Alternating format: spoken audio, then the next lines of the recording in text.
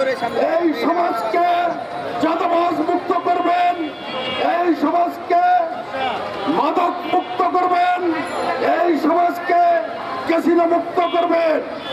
আপনাদেরকে সবিনয় একটি কথা স্মরণ করে দিতে চাচ্ছি, আপনারা জানেন এবং বুঝেন এই সমাজ যদি এখনই আপনারা চাঁদাবাজকে না বলতে না পারেন, যদি ক্যাসিনো মুক্ত করতে না পারেন, যদি মাদক ব্যবসায়ী এবং মাদককে না বলতে না পারেন, তাহলে আপনার সন্তান, আমার সন্তান, আপনার ভাই, আমার ভাই প্রত্যেকে বিপদগামী হয়ে যাচ্ছে।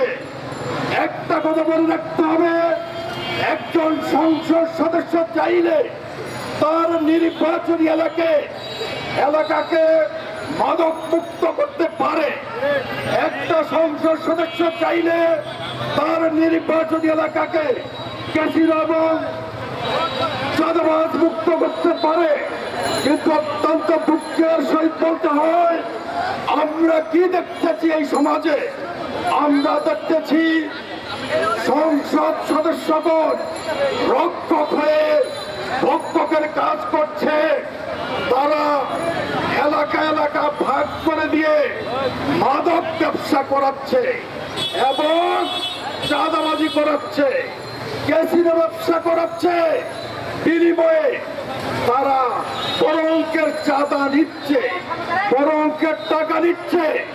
আর এই সমাজকে যদি এখনই মাদক মুক্ত, চাঁদাবাজি মুক্ত, ক্যাসিনো মুক্ত করতে না পারেন, তাহলে আপনার সন্তান একটি ঘরে, একটি সংসারে যদি একটা ছেলে শুধু মাদকাসক্ত হয়, ওই সংসারটা ধ্বংস হয়ে যায়, ধ্বংসের শেষ প্রান্তরে চলে যায়।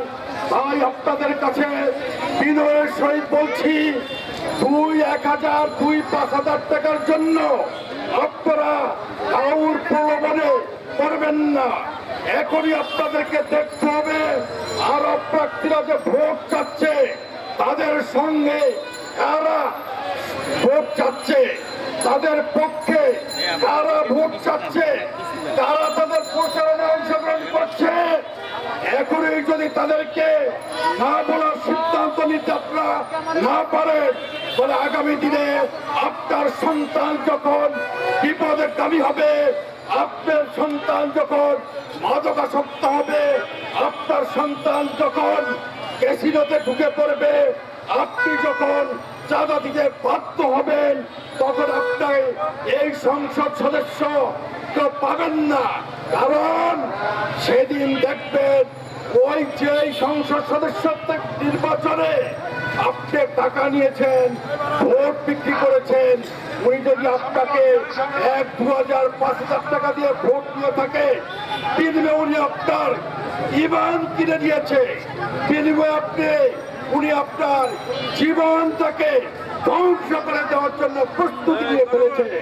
তাই আপনাদের কাছে বিনয়ের সহিত অনুরোধ করব, আপনারা মাদক, ক্যাসিনো, চাঁদাবাজি সহ এই সমাজকে বিশুদ্ধ করার জন্য আপনারা দালান মার্কায় ভোট দিয়ে আমাকে একটি সুযোগ দিন।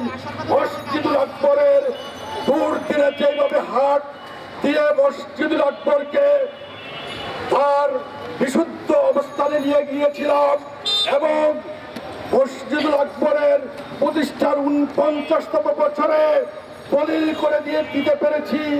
মসজিদুল আকবর ঈদগাহ ময়দান যখন তৎকালীন এমপি সাহেব দখল করে নিয়েছিলেন, যেইভাবে ঈদগাহ ময়দানকে রক্ষা করেছি, একইভাবে আপনাদের এই সমাজকে মাদক, ক্যাসিনো, জুয়া এবং চাঁদাবাজ মুক্ত করবো ইনশাল্লাহ। পাশাপাশি বলবো, আপনারা জানেন আল্লাহ রাব্বুল আলামিন পরিষ্কারভাবে পবিত্র কোরআনে বলেছেন এবং নবী সাল্লাল্লাহু আলাইহি ওয়াসাল্লাম হাদিস শরীফে স্পষ্ট করে বলেছেন, আমাদের প্রিয় নবী হযরত মুহাম্মদ সাল্লাল্লাহু আলাইহি ওয়াসাল্লামের পরে এই পৃথিবীতে নবী আর কোনো আসবে না।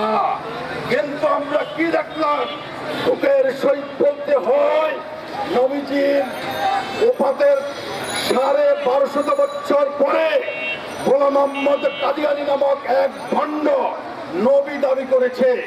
তার অনুসারীরাও এই সমাজে মুসলমান দাবি করছে। আমরা ভুল করে হলেও তাদের মেয়ে আমাদের ছেলেদেরকে বিবাহ করাচ্ছি, আমাদের ভাইদেরকে বিবাহ করাচ্ছি, তারা আমাদের বোনদেরকে সন্তানদেরকে বিবাহ করছে। এই পুরা ব্যাপারটা হারাম হচ্ছে।